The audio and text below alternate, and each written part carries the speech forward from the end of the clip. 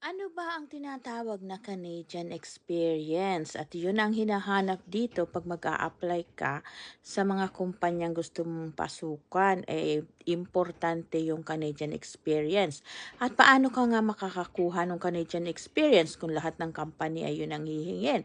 So ako naman ay naswertihan ko nga at nakakuha agad ako ng experience, customer service experience sa McDonald's at sa 7-Eleven. Dahil nga bangko ang target kong applyan o financial institution, ay syempre ang hinahanap doon ay ang customer service experience at yung cash handling. Yung marunong ka magbilang ng pera dito ay sus.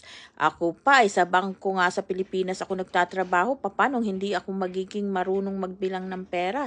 Pero iba, ang gusto nilang hanapin ay yung Canadian experience. At ayun nga, nagkatrabaho naman agad ako sa McDonald's.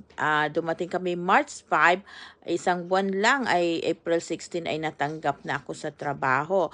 And then, nagka-opening din sa 7-Eleven, so sa malapit sa amin. So, nag-apply din ako. So, dala-dalawa yung customer service experience ko ay para ma-prepare ako sa pag-apply ko sa financial institution. At ayun na nga, nung ako'y prepared na, ay nag-apply ako, ayun, natanggap naman. Kaya ayan, andyan na ako sa pinapasukan ko. Kay